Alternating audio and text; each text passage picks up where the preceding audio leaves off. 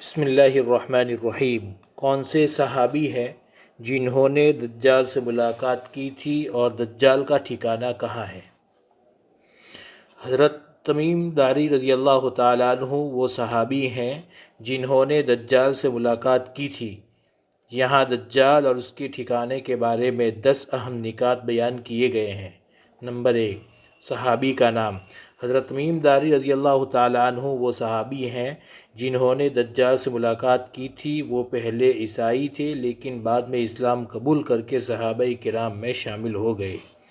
Number 2، واقعے کا پس منظر۔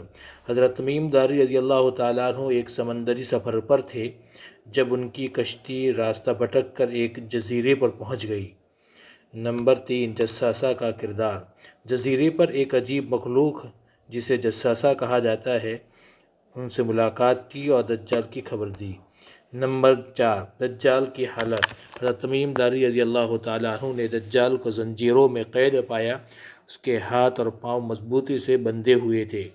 نمبر 5، دجال کا حلیہ۔ دجال کا حلیہ عجیب تھا، اس کی ایک آنکھ خراب تھی اور وہ ایک خوفناک شخصیت کا مالک تھا۔ نمبر 6، دجال کا ٹھکانہ۔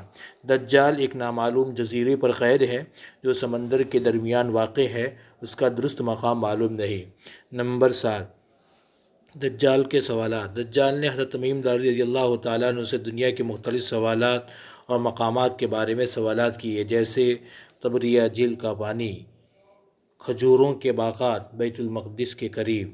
نمبر 8، دجال کی رہائی کا وقت۔ دجال نے بتایا کہ اس وقت مقررہ تک قید رکھا گیا ہے اور پھر وہ نکلے گا اور دنیا میں فتنہ پھیلائے گا۔ نمبر 9، حدیث جساسہ۔ یہ واقعہ حدیث جساسہ کے طور پر معروف ہے، صحیح مسلم میں تفصیل سے بیان ہوا ہے۔ نبی اکرم صلی اللہ علیہ وسلم نے اس واقعے کو صحابہ کرام کے سامنے بیان فرمایا۔ نمبر 10، تعلیمات اور نصیحت۔ اس واقعے سے معلوم ہوتا ہے کہ دجال کا فتنہ بہت بڑا ہوگا۔ نبی اکرم صلی اللہ علیہ وسلم نے دجال کی فتنے سے پناہ مانگنے کی دعا سکھائی، اللہم انی اعوذ بک من فتنۃ المسیح الدجال۔